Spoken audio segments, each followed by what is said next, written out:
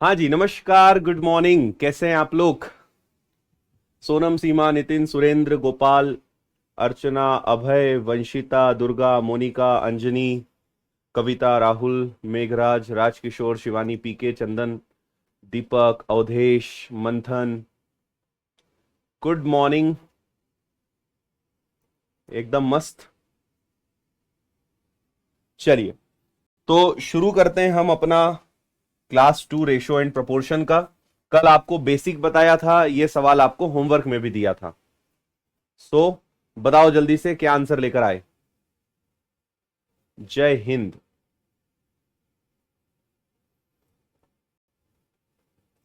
ठीक है।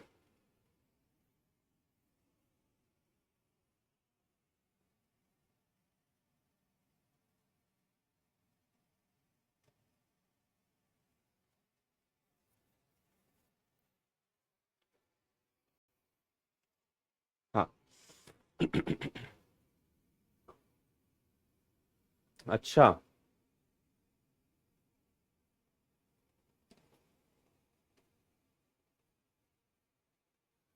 चले भाई। मैंने आपसे इसमें कहा था कि जब भी आपसे वर्गों की बात होती है, एक मिनट, ये सवाल, ये तो हो गया था ना, ये भी हो गया था। अरे यार, कौन सा क्वेश्चन था? इसके पहले वाला सवाल था क्या? ये वाला नहीं था। एक मिनट रुको।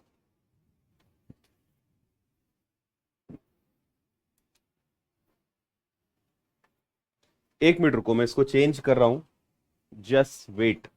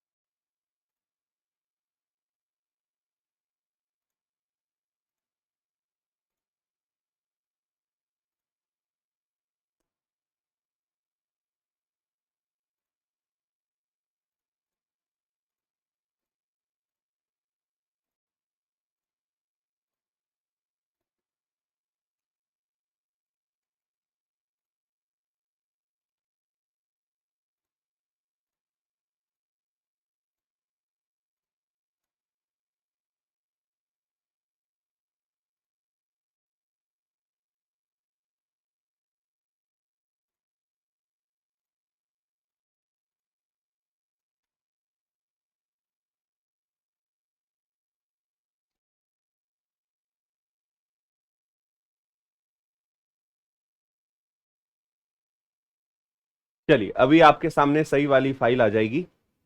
हाँ, 7वें क्वेश्चन से शुरू करना था, मैंने शायद 8वां ले लिया था, तो अभी ठीक है ना। चलो, क्या करा भाई आपने इस सवाल में, मैंने आपको ये तो बता ही दिया था कि यहां पर आपको x की मदद लेनी पड़ेगी। तो एक हो जाएगा 4x का स्क्वायर, एक हो जाएगा 5x का स्क्वायर, एक हो जाएगा 7x का स्क्वायर, और सभी के वर्गों का योग कितना है 15,210। तो 4 का वर्ग हो गया 16x, 5 का वर्ग हो गया आपका 25x, 7 का वर्ग हो गया आपका 49x, and this is equal to 15210। फिर आप अगर इनको जोड़ते हैं तो ये कितना हो जाता है, 25 16 हो गया 41 41, और ये हो गया आपका 90। ये आ रहा है आपका 90x का स्क्वायर, जो कि 15,210 के बराबर है। एक्स स्क्वायर 9 से 0 कट जाएगा, 9 से कैंसिल किया तो 9 एकम 9, 9 इंटू 6 हो जाएगा 54, है ना, और 9 इंटू 9 हो जाएगा 81। और ये किसका वर्ग होता है, तो ये 13 का वर्ग होता है। एक्स की वैल्यू 13 आ गई। तीनों संख्याओं का योग बताओ। अब तीनों संख्याओं का योग यानी 4x, 5x और 7x, संख्याएं तो रियल में ये है ना, तो 7 5 12 और 4 16, तो आपको 16x की वैल्यू बतानी है, और x की वैल्यू आपके पास कितनी है, 13 है। तो 16 तिया 48, और 16 और 4 हो जाएगा 20। तो तीनों संख्याओं का जो योग आएगा वो कितना आएगा, 208 208। कोई डाउट, दिक्कत, परेशानी हो तो बोलो।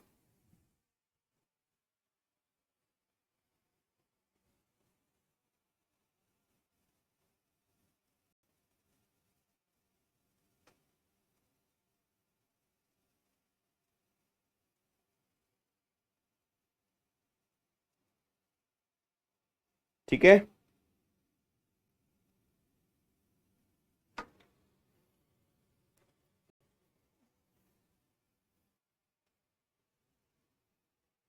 अब यहां पर जब भी ऐसा वर्ग घन आएगा ना, तो आप ऐसे नहीं कर सकते। आपने सोचा कि चलो 4 का वर्ग ले ले, 5 का वर्ग ले ले, 7 का वर्ग ले ले, फिर आप जब इनको जोड़ोगे तो डायरेक्ट आपको क्या मिल जाएगा, आपको मिल जाएगा 90।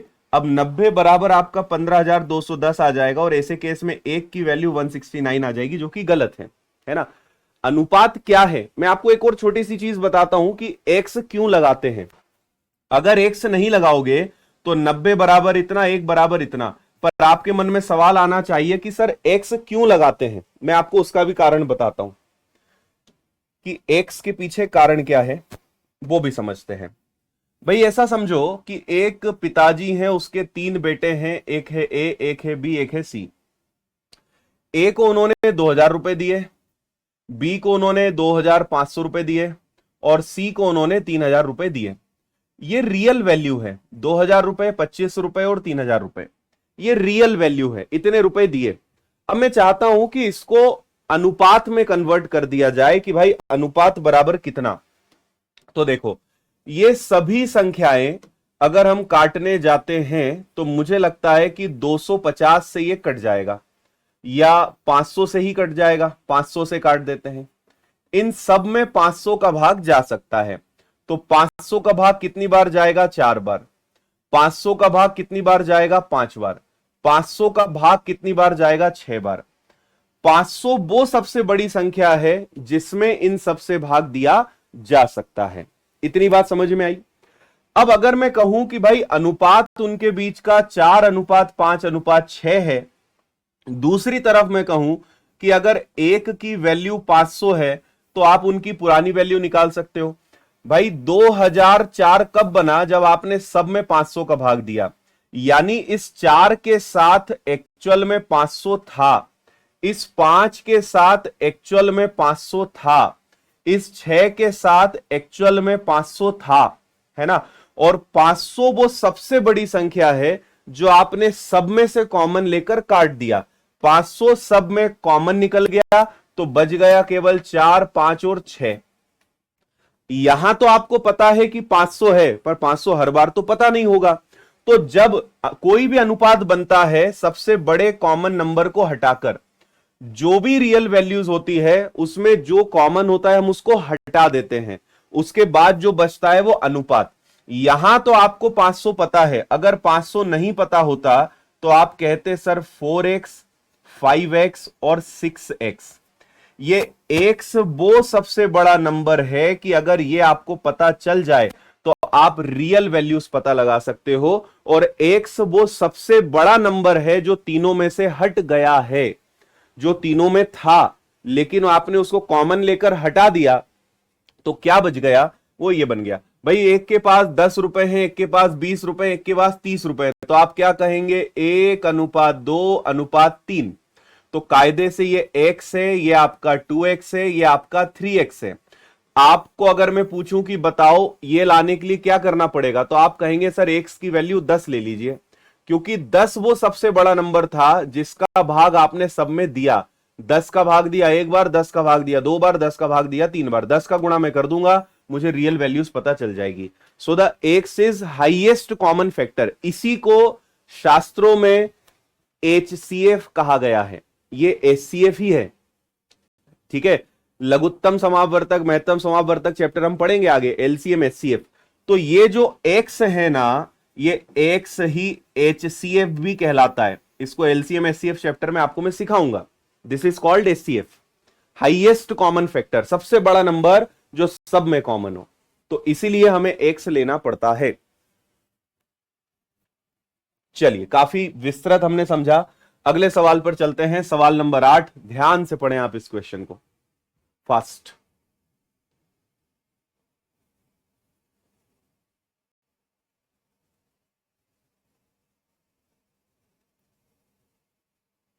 एक्स कब लेना है कब नहीं, ये आपको आगे समझ में आने लगेगा। फिर तुमने टेंशन लेना चालू करा, अब तुम्हारी पिटाई होगी ऐसे में।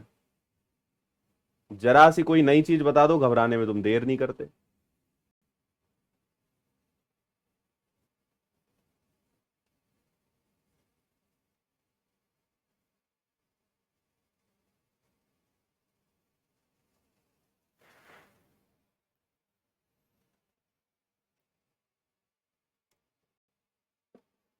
पढ़ लिया?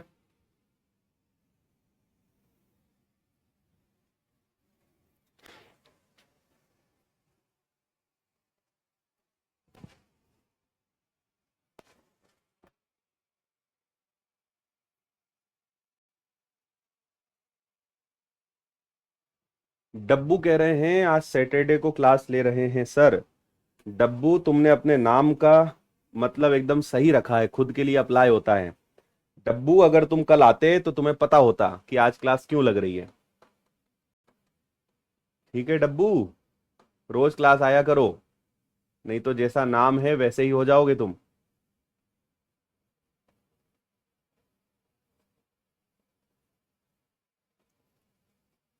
घबराना अधिकार है, तो अपने अधिकार को निभाओ भाई, अपना धर्म निभाओ फिर। ट्रिपलेट अंकित ट्रिग्नोमेट्री में बताएंगे हम।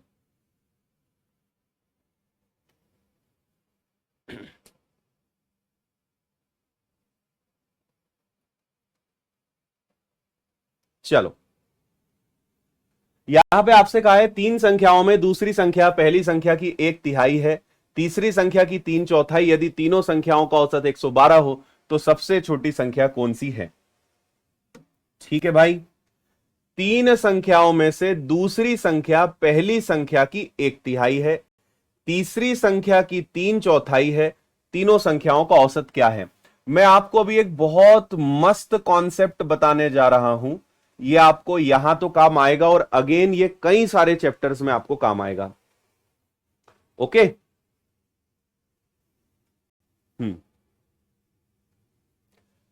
देखो, दूसरी संख्या पहली संख्या की 1/3 है, दूसरी संख्या पहली संख्या की 1/3 है, और तीसरी संख्या की 3/4 है। आपने रीजनिंग में पढ़ा होगा या पढ़ोगे कि जब भी और शब्द आता है तो इसका मतलब होता है फर्स्ट नंबर, या शब्द आता है, जो कि आता है, ताकि आता है, ऐसे शब्द आते हैं तो सेकेंड पर्सन, सेकेंड नंबर। और मतलब कौन, जो पहले नंबर पे है।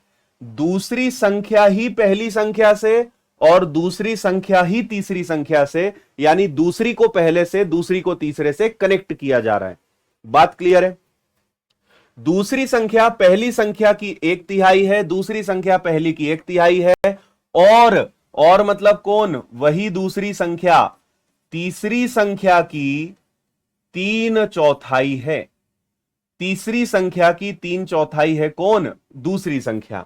तीनों संख्याओं का औसत 112 है, सबसे छोटी संख्या कौन सी है? चलो इसको सॉल्व करो भाई। तो अगर आप इसको थोड़ी देर के लिए अगर फर्स्ट को वहीं रहने दो, सेकंड को नीचे ले जाओ, तो ये 3 सामने जाएगा, 1 यहां चला जाएगा, तो ये पहली और दूसरी संख्या का अनुपात आ गया। ठीक इसी प्रकार दूसरी को यहीं रहने दो, तीसरी को नीचे ले जाओ, तो ये क्या बचेगा? 3 और 4 बचेगा, ये इनका रेशो आ गया। आप यहां चाहते तो दूसरी को वहीं रहने दे सकते थे, पहली को नीचे ले जाते तो रेशो इनका 1 और 3 ही होता। समझ गए? अब पहली दूसरी और दूसरी तीसरी का रेशो आपको मिल गया है, इन्हें कनेक्ट करके एक सिंगल रेशो बनाया जा सकता है, इकलौता अनुपात बनाया जा सकता है।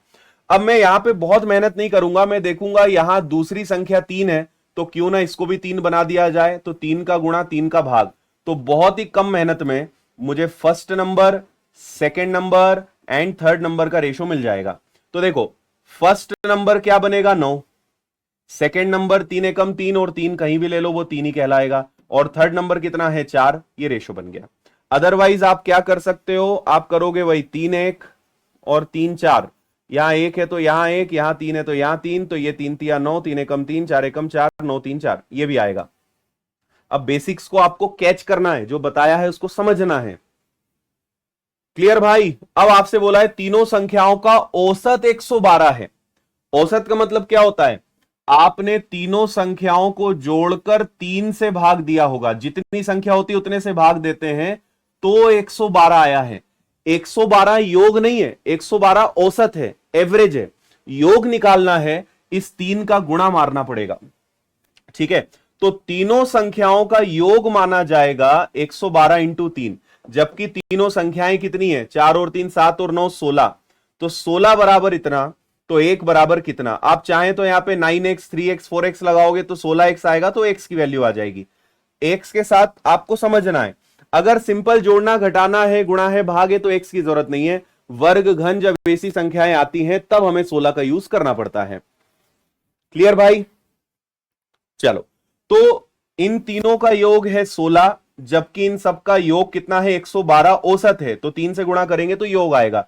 16 से कैंसिल किया 7 बार, तो 1 की वैल्यू हो गई 7 या 21, 1 बराबर कितना आ गया? 21। सबसे छोटी संख्या कौन सी है? सबसे छोटी संख्या है 3, 21 या 63, 21 3 जा 63, 63। समझे? दूसरी संख्या पहली संख्या की, कभी भी की शब्द आए, कभी भी का शब्द आए, गुणा होता है। पहली संख्या का 1/3, पहली संख्या की 1/3, और दूसरी संख्या तीसरी संख्या की 3/4। तो ये सेकंड वही है, फर्स्ट को नीचे रखा, 1/3, यानी ये 1 है तो ये 3 है। सेकंड को वहीं रहने दिया, थर्ड को नीचे ले आए, तो सेकंड 3 है, थर्ड कितना है? 4। मैंने सेकंड को दोनों जगह 3 बना लिया, तो अगर वो 3 बन गया तो फर्स्ट बन गया 9 और थर्ड बन गया 4, ये रेशो आ गया। 112 उनका औसत था। औसत में 3 संख्याएं तो 3 का गुणा, 4 संख्या होती 4 का गुणा, 5 होती 5 का गुणा, तो उससे योग पता चलता, उनका सम पता चलता। तो 112 का 3 गुना करके आप चाहो तो 336 भी लिख सकते थे। आपकी अगर बहुत इच्छा है तो इन तीनों का योग कितना है? 16, जबकि एक्चुअल में योग कितना है? 336। तो 1 बराबर कितना? 21। 1 बराबर 21, तो सबसे छोटी संख्या यानी 3, 3 बराबर 63, 21 या 63। हाँ,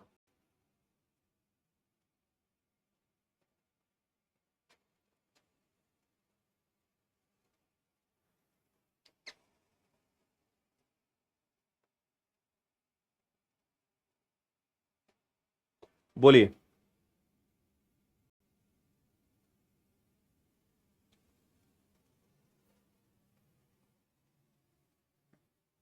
समझ गए सभी? आपको एक और लॉजिक मैं यहां पे बताना चाहता हूं, उसको फिर मैं आपको एक अलग स्क्रीन से दिखाता हूं, और मैं कोशिश करूंगा कि इनको भी आपको इमेज में दे दूं मैं, है ना? चलो, एक चीज और सीख लो यार, बहुत काम की है। आपसे कहा जाएगा कि राम श्याम का 3/4 है, या इसी चीज को क्या कहेंगे, ए बी का 3/4 है। ए इज 3/4 ऑफ बी, है ना, एक ही बात है दोनों की। Ram is 3/4 of Shyam. ये आपको आयु में बहुत काम आएगा।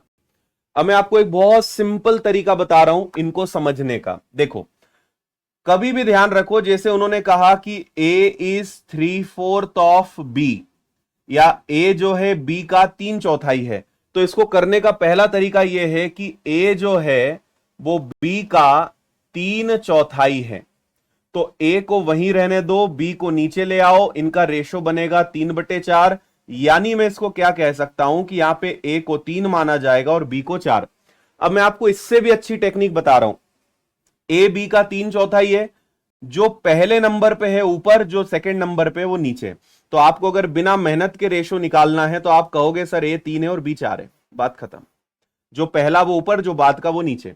ए की वैल्यू 3 है, बी की वैल्यू 4 है। एक्चुअल में मेथड ये है, पर आपको मेथड लगा के टाइम वेस्ट नहीं करना है, आप डायरेक्ट करिए, हमेशा फायदे में रहेंगे। आपको प्रश्न दिखाता हूं मैं। दूसरी संख्या पहली संख्या की 1/3 है, याद रहेगी लाइन। आपसे कहा कि दूसरी संख्या पहली संख्या की 1/3 है। अरे मत परेशान हो, यहां पर दूसरी संख्या को 1 मानो, पहली संख्या को 3 मानो, बात खत्म। आप इतनी मेहनत के बाद 1 और 3 ही लाए थे, तो आप ऐसे करोगे, जो पहला वो पहले नंबर पे, जो बाद का वो बाद वाला। सिंपल।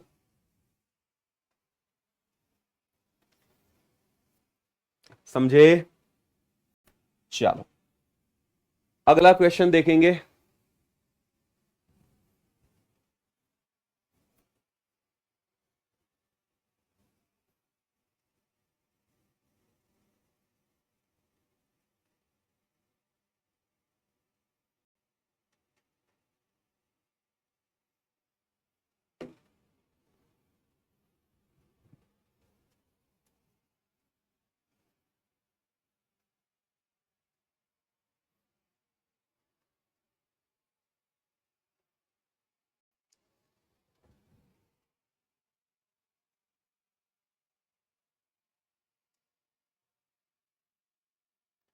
ए बी सी 2, 3 और 5 और 5b माइनस ए प्लस 2c बराबर 115, बी का मान क्या है ना।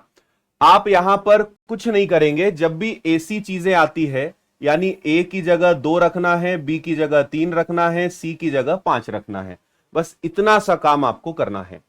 तो आपसे कहा गया है कि 5b माइनस ए प्लस 2c बराबर 115, तो आप x मान के करोगे तब भी आंसर आएगा। आप a की जगह 2x रख दो, b की जगह 3x, c की जगह 5x, आंसर सेम आएगा। ना भी x रखोगे तब भी कोई आपको दिक्कत नहीं आएगी। तो देखिए, b की जगह क्या रखना है, b की जगह 3 रखना है, तो 5 का 3 गुना डायरेक्ट लिख रहा हूं 15। a की जगह क्या लिखना है, a की जगह 2 लिखना है, तो a की जगह हो गया 2। c की जगह क्या लिखना है, c की जगह 5 लिखना है, 5 का दुगना हो गया 10, बराबर में 115। तो 10 और 15 हो गया आपका 25, 25 में से 2 गया 23, 23 बराबर 115, और 23 पंजे 115, यानी 1 की वैल्यू 5। अगर x रखते तो 15x, 2x और 10x, 23x, x बराबर 5 आता। b का मान क्या है, तो b का मान है 3। तो जब 1 बराबर 5 है तो 3 बराबर कितना हो जाएगा, तो आपका 3 बराबर हो जाएगा 15। 15 आपके प्रश्न का आंसर है, 15।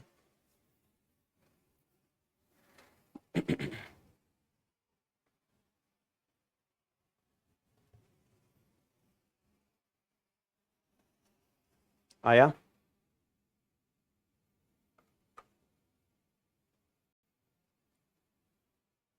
ठीक है।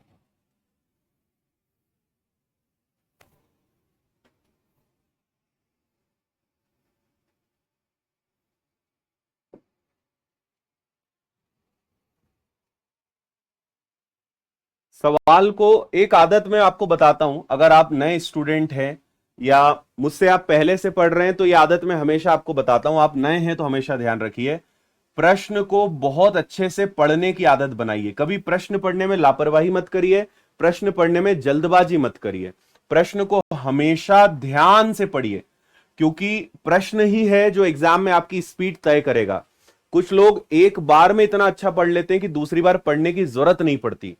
कुछ लोग वो आदत कभी डेवलप नहीं कर पाते, वो ढंग से पढ़ ही नहीं पाते। एक बार पढ़ेंगे, दो बार पढ़ेंगे, फिर हल करेंगे, फिर वापस प्रश्न को देखेंगे कि पता नहीं क्या दिया है।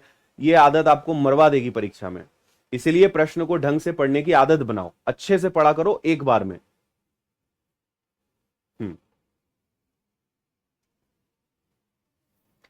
एक धनराशि पी क्यू आर में 794 के अनुपात में बांटना है। पी को आर से 1500 रुपए अधिक मिले, पी क्यू का हिस्सा। देखो, ये बिना पेन उठाए प्रश्न किया जा सकता है, पर मैं आपको एक चीज बताता हूं और ये पूरे मैथ्स के लिए लागू होगा।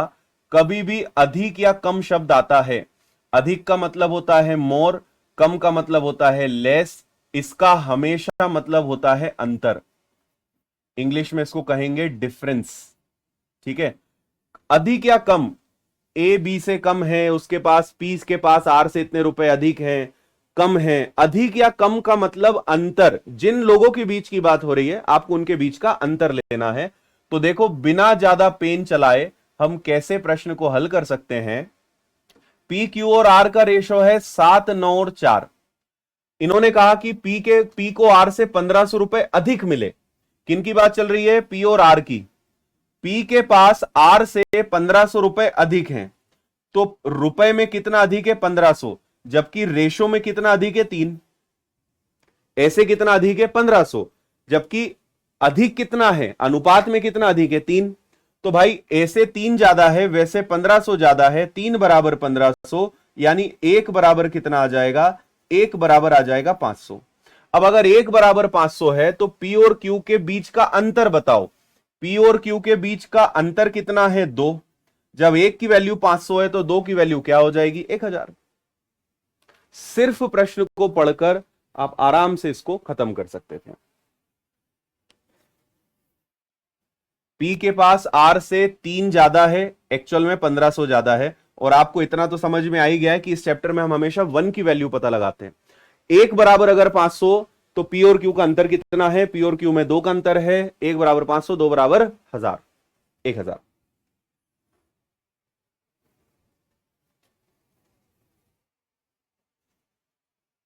पढ़िए अगला क्वेश्चन। पी का हिस्सा क्यू के हिस्से का 5 गुना, आर का हिस्सा पी के हिस्से का 1/3। देखो, फिर से आपको बढ़िया चीज सीखने को मिलेगी। पी का हिस्सा क्यू का 5 गुना, पी का हिस्सा क्यू का 5 गुना। ठीक है, और मतलब वही पी का हिस्सा और आर का हिस्सा पी के हिस्से का 1/3, आर का हिस्सा पी के हिस्से का 1/3। ठीक है भाई, और 12,029 रुपए पी क्यू आर में बांटना है। आर का हिस्सा कितना होगा? वापस वही बात है, इससे आपको पी और क्यू का रेशो मिलेगा, इससे पी और आर का रेशो मिलेगा। पी क्यू आर का रेशो बनाओ, पैसा बांट लो, यही काम करना है। तो देखो, हम रेशो बनाते हैं। अगर आप इस लाइन को देखो कि पी का हिस्सा क्यू का 5 गुना है, इससे रेशो क्या निकलेगा कि अगर पी ऊपर हो क्यू नीचे हो तो सामने 5 बचेगा, नीचे 1 बचेगा। तो ये पी और क्यू आ गया। अगर इस लाइन को देखो तो आर को वहीं रहने दो, पी को नीचे ले जाओ, पी इधर आ गया, तो सामने क्या बचा? 1 और 3 बचा। अब दोनों जगह पी को सेम कर दो, यहां 5 है, यहां 3 है, तो ऐसा करो, यहां 3 का गुणा दोनों में और यहां पे 5 का गुणा दोनों में। क्यों? क्योंकि 5 तिया 15, 5 तिया 15, पी दोनों जगह सेम हो जाए। तो देखो, पी हो जाएगा 15, उस हिसाब से क्यू कितना हो जाएगा? 3, उस हिसाब से आर कितना हो जाएगा? 5। जो व्यक्ति दोनों में कॉमन है उसको सेम करना है। यह सिद्धांत मैंने आपको कल भी सिखाया था। क्लियर है बात? है ना? पी यही है, क्यू अगर इसके नीचे आ जाए तो सामने बचेगा 5, नीचे कुछ नहीं, मतलब 1। आर यही है, पी अगर नीचे आ जाए तो बचेगा 1/3। पी यहां पे 3 है, पी यहां पे 5 है, 5 में 3 का गुणा कर दो, 3 में 5 का कर दो, तो वो दोनों ही केस में 15 बचेगा। क्यू अपने आप 3 हो जाएगा, आर अपने आप 5 हो जाएगा। अब इस रेशो में पैसा आपको बस बांटना है। तो आपके पास पैसा कितना है भाई? 12,029 रुपए। 5, 3, 8 और 15 कितना हो गया? ये हो गया आपका 23। आपसे बोला है आर का हिस्सा बताइए। आर का हिस्सा मतलब 5। इसको सॉल्व करो और आंसर बताओ। अब आपको मैं एक मजे की बात बताता हूं कि आप चाहें तो यहां पे डिजिटल सम लगा सकते हो, पर पहले मुझे ऑप्शन चेक करना पड़ेगा कि सारे ऑप्शन का डिजिटल सम अलग अलग है या नहीं। तो देखो 6 2 8 और 1 9, तो बचा केवल 5। 7 और 2 9, 8 और 1 9, तो इसका डिजिटल सम कितना है 9। यहां पे आ गए तो 8 और 1 9 गया, तो 5 और 2 कितना हो गया 7। यहां पे आ गए 3 2 5 2 7 और 1 8, इनका योग है 8। तो मजे की बात क्या है कि सबका डिजिटल सम अलग अलग है। तो अब बिना कैलकुलेट करे आप डिजिटल सम यहां पे बिंदास लगा सकते हो। तो देखो काटा पीटी तो आप कर ही लोगे, मैं डिजिटल सम आपको बताता हूं। देखो यहां से 9 गया तो बचा 2 2 4 और 1 5, मल्टीप्लाई में क्या है 5, नीचे क्या है 3 और 2 5। 5 होने पे आपको याद आएगा कि 2 का गुणा 2 का भाग है ना, तो ये खत्म हो गया। 5 और 5 25, 25 का दुगना 50, 50 मतलब 5। जिस ऑप्शन का डिजिटल सम 5 हो वो आपका आंसर है। और कौन सा ऑप्शन है भाई, ए 26 15 आपका आंसर। इसलिए मैंने आपसे कहा था कि डिजिटल सम कहीं भी लगा सकते हो, चाहो तो डायरेक्ट काट दो, नहीं तो डिजिटल सम लगा दो। हाँ, और यहां पे उससे भी अच्छा एक लॉजिक जाएगा जो कई लोगों ने यूज भी करा है। सेकंड, यहां पे लॉजिक क्या कहता है, यह भी एक बहुत बड़ी कला है भाई, इस चीज को ढूंढना। काटा पीटी करने के बाद आपको गुणा तो 5 से करना है, यानी जो भी आंसर आएगा वो ऐसा आएगा जो 5 से कटता हो, क्योंकि आप गुणा 5 से कर रहे हो ना, यानी आंसर 5 के पहाड़े वाला होना चाहिए। तो 5 के पहाड़े वाला एक ही नंबर है, किसी भी संख्या में 5 का भाग नहीं जाएगा, केवल इसका। तो आप वैसे भी देख सकते थे कि 5 का मल्टीपल एक ही नंबर है। 4 ऑप्शन में एक ही ऑप्शन ऐसा है जो 5 का मल्टीपल है। तो ये लॉजिक भी लगा सकते थे, डिजिटल सम भी लगा सकते थे। ऐसे ही अपने नाक आंख कान गला सब खुला रखना है।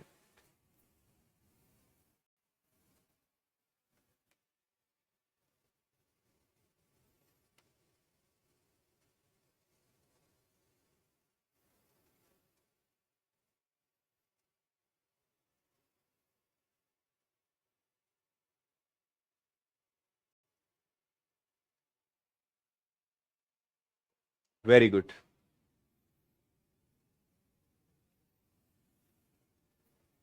आया मजा। जैसे जैसे सीखते जाओगे आप बहुत सारे लॉजिक्स गेन करते जाओगे।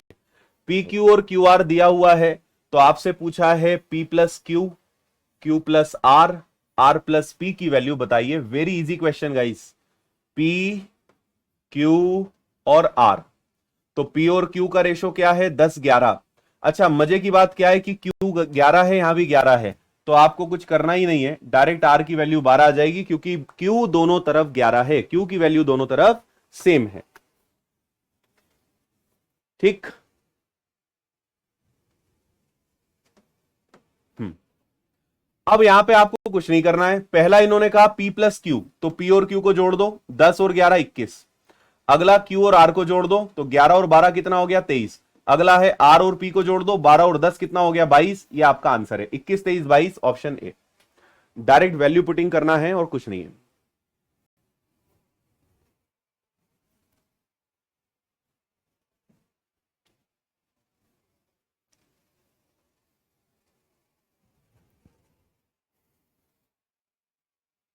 गुड।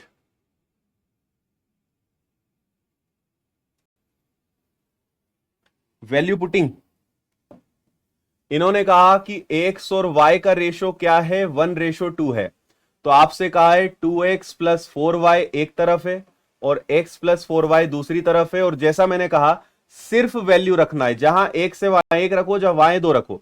तो देखो एक रखूंगा तो 2 एकम 2 और 4 दूनी 8, ये आ जाएगा 1 और 4 दूनी 8, तो 8 और 2 10, 8 और 1 9, 10 और 9 10 और 9।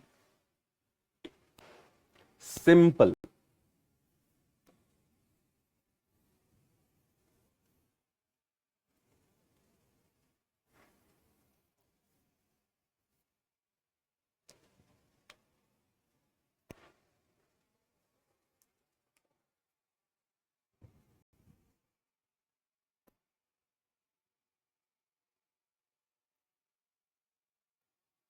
ए बी सी 3 2 4, बी और डी 2 और 3, तो इनकी वैल्यू पुटिंग करना है। देखो सेम बात है, एक बात समझने का प्रयास करना कि एबीसी का रेशो कितना है 3 2 और 4, इन्होंने बी और डी को कनेक्ट किया कि भाई बी और डी कितना है, 2 और 3 है। देखो दोनों में बी कॉमन है, बी अगर 2 है तो यहां भी 2 है, तो आप इस परिवार में डी को शामिल कर सकते हो डायरेक्ट 3 लिखकर, क्योंकि बी दोनों में कॉमन है। अगर ये कॉमन है तो डी इनके साथ जुड़ सकता है, तो डायरेक्ट रेशो बन गया ये। अब आपको कुछ नहीं करना है, वैल्यू पुटिंग करना है, ए प्लस सी प्लस डी में सी माइनस बी, और इसमें भाग देना है आपको इसका और घन घन कर देना है। तो ए प्लस सी प्लस डी, ए प्लस सी प्लस डी, 4 3 7 और 3 कितना हो गया 10, सी माइनस बी, 4 में से 2 गया 2, ये आ गया 5, 5 का घन कितना आ गया भाई 125, सी आपका आंसर है 125।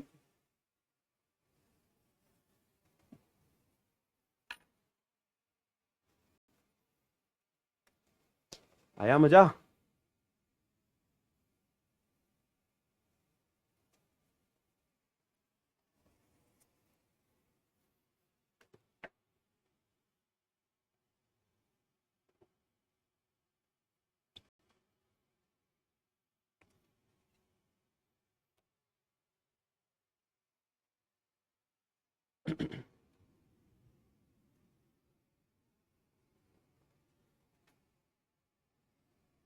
ठीक है,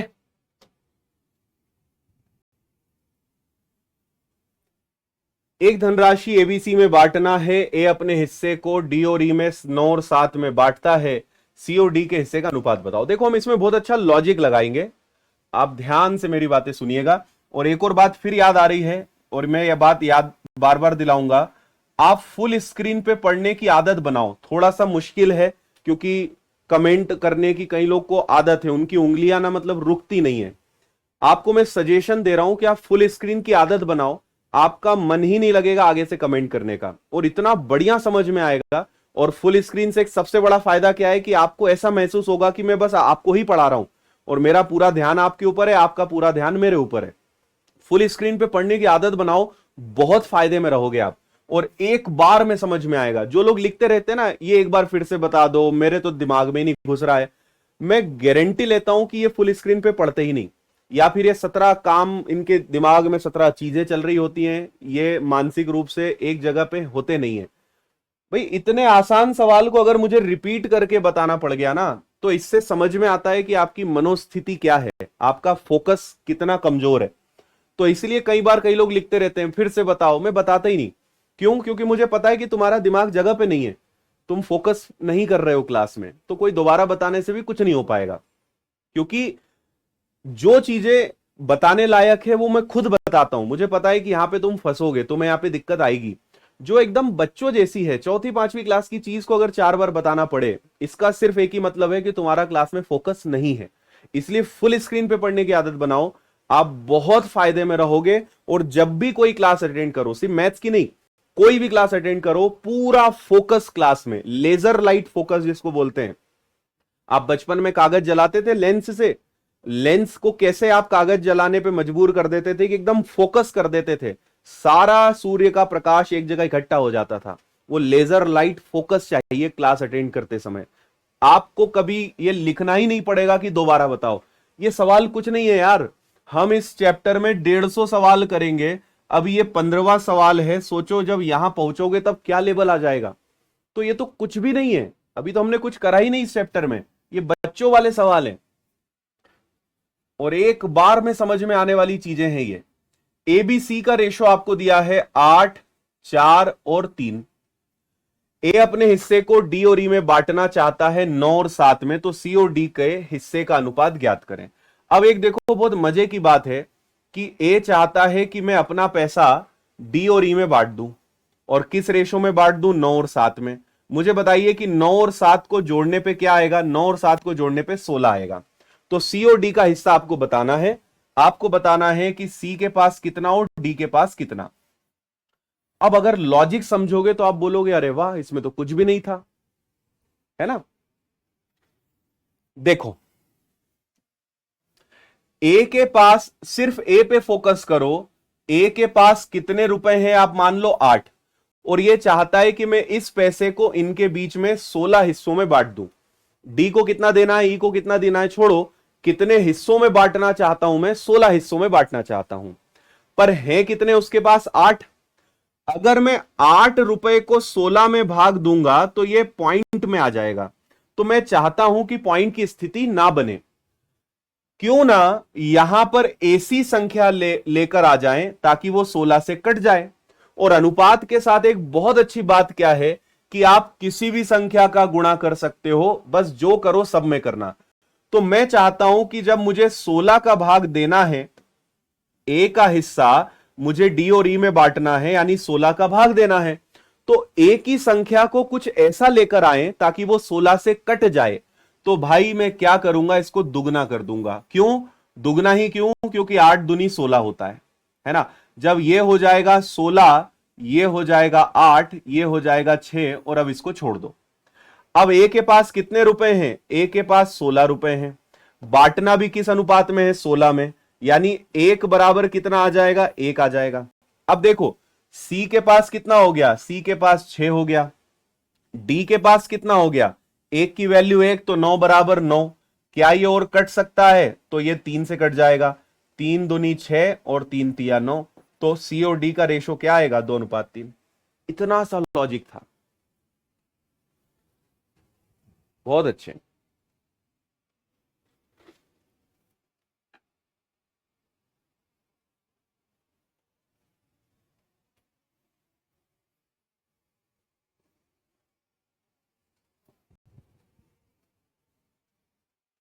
समझ गए? आप यहां पे 4 का गुणा कर दो। 8 इंटू 4 क्या हो जाएगा? 32। 32 में भी 16 का भाग जाता है। मतलब आप लॉजिक समझो, मुझे ऐसा नंबर लाना है जो 16 से कट जाए। तो या तो मैं 16 ले आऊं, या 32 या 48 या 64, कुछ भी ले आऊं, आखिरी में आंसर सेम आएगा। आंसर कभी अलग नहीं आ सकता। आप 2 का कर दो, 4 का कर दो, 8 का कर दो, किसी का भी नंबर कर दो, कोई फर्क नहीं पड़ेगा। तो सबसे आसान था 2 का गुणा करना। तो ये 16 हो गया, ये 8 हो गया, ये 6 हो गया, तो सी तो 6 आ गया। 16 बराबर 16, 1 बराबर 1, तो 9 बराबर 9। ये दोनों 3 से कट गए, तो अनुपात आ गया 2:3, 2:3।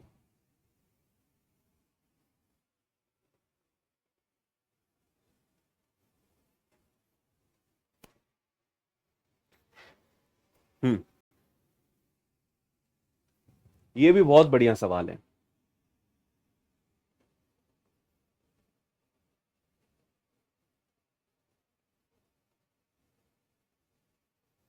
एक एक जीरो भी लगा सकते हैं, वो भी बिल्कुल अच्छा लॉजिक है, कर सकते हो आप।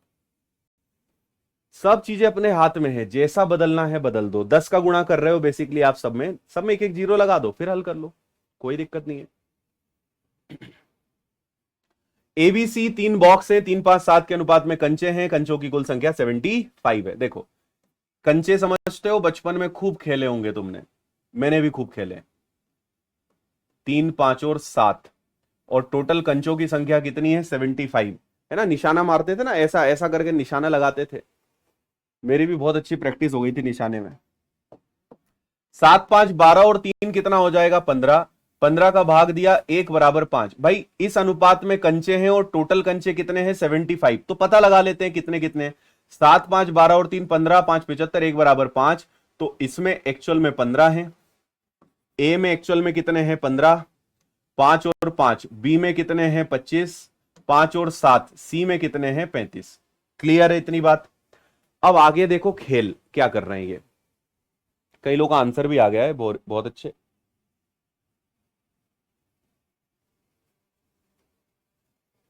हम्म, ठीक है। इन्होंने क्या कहा,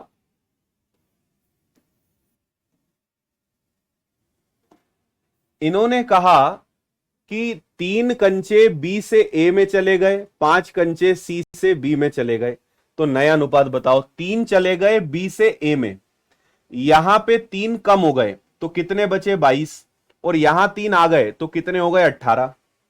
और 5 सी से बी में चले गए, यहां पे 5 कम हो गए, 30। और इधर 5 आके जुड़ गए, तो यहां पे हो गया 18, यहां पे हो गया 27, और यहां पे हो गया 30। क्या ये सभी कट सकते हैं? 6 से तो नहीं, 3 से 6 बार, 3 से 9 बार, और 3 से 10 बार। तो ये आ गया नया अनुपात 6, 9, 10। Option D, 6:9:10।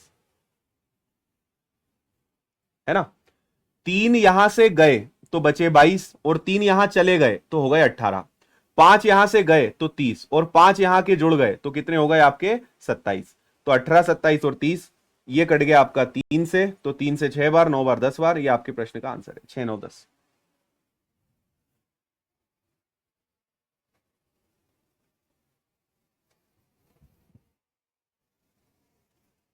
अतिन कमेंट दिख रहा है आपका, है ना। आपके कमेंट हमेशा टीचर को दिखते हैं, बस आपको दूसरों का कमेंट नहीं दिखेगा। आया।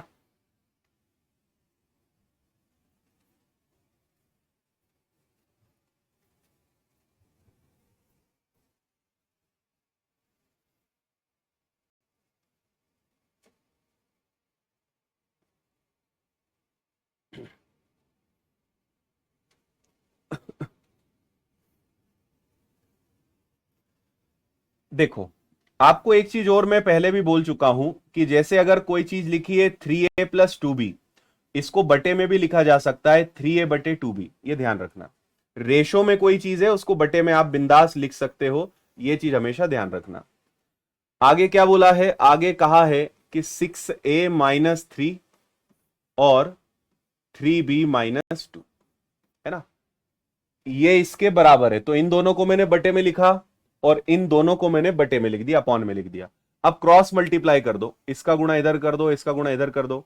तो जब इन दोनों का गुणा होगा तो 3a में जब 3b का गुणा होगा ये बनेगा 9ab। 3a में जब 2 का गुणा होगा तो ये बनेगा 6a।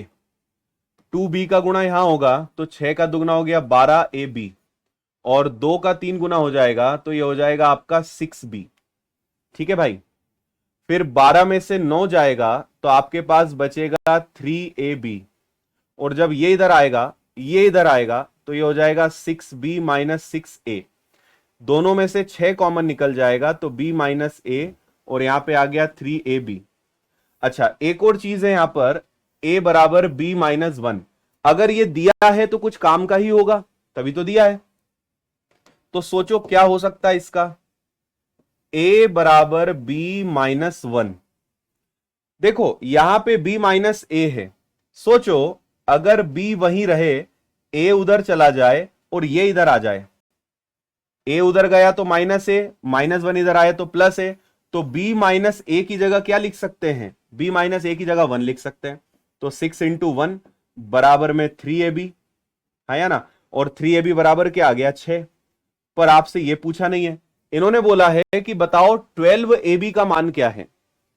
अब देखो यहां पे दिमाग लगाना है, जब मुझे पता है कि 3ab की वैल्यू 6 है तो इन्होंने मुझसे पूछा है 12ab, 3 में किसका गुणा करें कि 12 आ जाए, तो कोई भी बोल देगा 4 का, 4 तिया 12। तो 4 का गुणा जब इसमें करोगे तो भाई इसमें भी तो करना पड़ेगा, तो आपका आंसर क्या आएगा 24। 4 का गुणा दोनों में, भाई 3 में किसका गुणा करूं कि 12 आ जाए, तो आप कहोगे सर 4 का गुणा कर दो, तो 4 का गुणा दोनों तरफ करना पड़ेगा ना, तभी तो आंसर आएगा।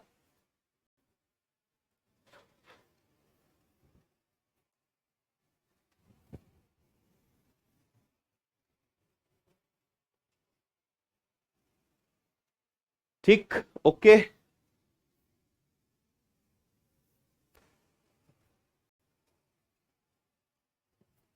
चलिए, ये वाला क्वेश्चन आप होमवर्क में लेकर जाइए और मुझे उम्मीद है आप इसको कर पाएंगे। कल संडे है तो कल छुट्टी रहेगी आपकी एप्लीकेशन की सारी क्लासेस की। कल शाम को मैं यूट्यूब पर एक क्लास लूंगा जिसमें प्रॉफिट एंड लॉस पढ़ाऊंगा, आप चाहो तो उस क्लास को अटेंड करने आ सकते हो शाम 6 बजे। मंडे सारी क्लासेस यथावत, और आज शाम को ज्योमेट्री की क्लास में भी हम मिलेंगे। ओके, चलिए विदा लेते हैं आप सभी से, आज का सेशन यही समाप्त करते हैं। बहुत बहुत धन्यवाद। जय हिंद, खुश रहिए, मस्त रहिए, मुस्कुराते रहिए। Take care.